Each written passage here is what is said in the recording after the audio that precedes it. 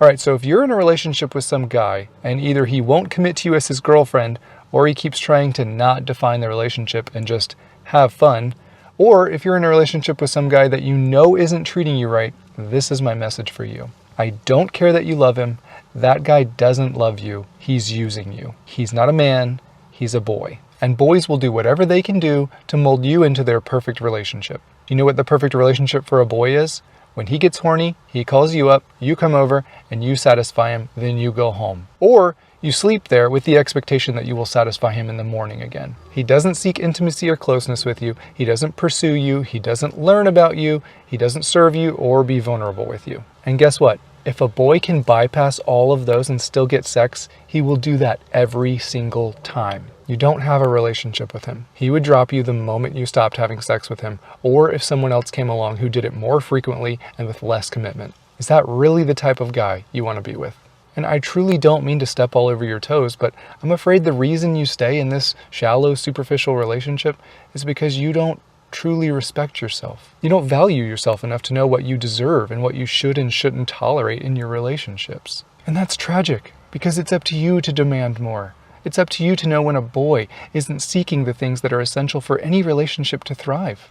It's up to you to date men instead of boys, otherwise you will be taken for granted, because you're far too valuable to ever have to put up with lying or emotional neglect or toxic behaviors. But it's up to you to recognize those selfish behaviors and run, not walk away from them in your dating relationships. The fact that you love him or that you've become attached to him has no bearing or correlation with the success or health of this relationship, and you need to know that. And please don't hear me and think that I'm blaming you for how he's treating you.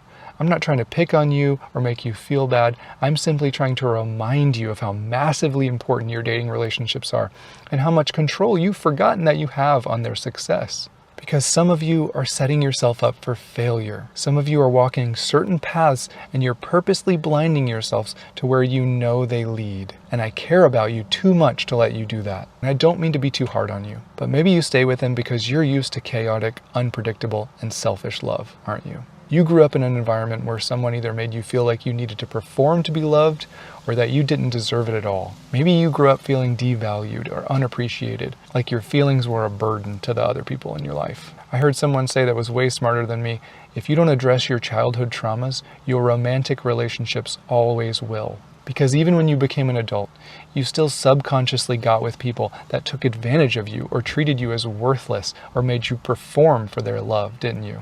Because that's what feels like home to you. And you know it's wrong, but you don't know it's right. And deep down, some of you don't even know if you feel worthy of love, do you? Well, you are. You're valuable, and you deserve selfless love and respect and kindness, not because of your behavior or performance, but because God believes that about you. When He sent His Son to die on the cross for your sins, He told eternity that you are valuable to Him. And if you could see yourself the way God sees you, it would change everything about you, starting with how you let people treat you. And I believe God is begging you to turn back to Him. He's begging you to stop living a life with destructive behaviors and live one for Him. Because God would never tell you to date someone who disrespects you and takes advantage of you and demeans you. That's not His plan for you. Is it your plan for you? Is it your plan to date someone who's selfish or emotionally neglects you, who controls you or is filled with rage? Because if it's not God's plan and it's not your plan, then we have to ask the question, why are you doing it? And sometimes we stay in those relationships because we're terrified to think of being alone. But what I need you to remember is that you're already alone in this relationship. And I completely understand how difficult it is to tear yourself away from a toxic relationship. Sometimes it feels impossible, but it's necessary. Sometimes the person we need protection from the most is ourselves. We all have the capacity to slowly ruin our lives, don't we? We all have the ability to unintentionally abandon ourselves and self-sabotage in our most important relationships. The truth is, I hate the way they're treating you. Don't you? And it's not your fault, but it is your responsibility to protect yourself and your future kids. Maybe one day you have kids with this guy. Is he the father you want for your children? A father just like the one you had? Is that what you want for your daughter? Because some of you still have a choice in who her dad is. I'm asking you to stop fooling yourself. Stop dreaming of the day when he changes. Stop giving him the benefit of the doubt. I'm all for second chances, but he's not seeking to change.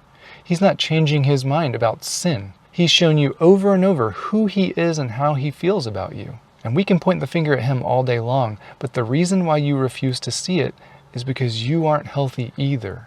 I'm not saying I'm smarter than you. I'm not saying I'm better than you. Of course not. I'm simply saying I didn't know how unhealthy I was in my own relationships, and you might not know either. I wasn't helping the relationship.